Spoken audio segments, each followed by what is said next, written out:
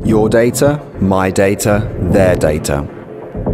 The internet is one of the marvels of humanity. In just a few decades, it has transformed almost every aspect of our lives. Almost everything that is available somewhere in reality is available online. We can talk to friends on the other side of the world, we can find that rare item we've been looking for years to find, and we can apply for jobs without having to hand out CVs in person. However, corporations and governments have realized how great the internet can be for them too. They can find out what you like and what you don't like, they can sell you things 24 hours a day, they can pinpoint exactly where you are and what you're doing, and they can stop you saying things or knowing things that they don't like. Whenever you use the internet, you give out data about you. Some you choose to give out, some you don't. It's this data that people want. In the information age that we live in, data means power. Out of the top 10 brands on the internet, 5 are search engines. Out of the top 5 companies on the internet, 4 are search engines, and the remaining one is the United States government. These institutions are all keen to gather as much data as possible. It is open knowledge that Google has vast data centers all over the United States that simply save as much data as possible.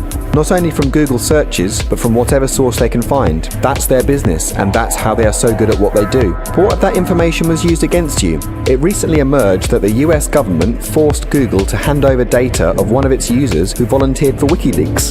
The ISP tried to fight the order, but was overwhelmed in court. The person in question had no say whatsoever about what information was given over about him. So, what happens when you browse the internet?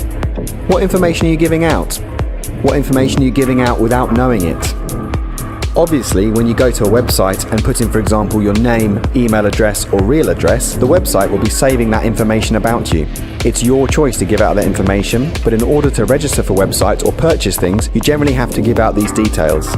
Once we give over these bits of information, we trust that website not to give out our data to others and to also adequately protect that information from hackers.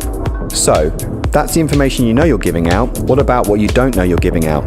When you browse the internet, your computer is actually giving away all sorts of data about you. The one most people have heard about is the IP address. This is a number that relates to your internet connection. If required, your ISP can pinpoint a physical address to an IP address. Most websites record this data. They do this to track how users browse their website, which pages are most popular, and what websites users came from and then go to afterwards. What you might not know is that both the website and your computer stores a little packet of data about your surfing habits called a cookie.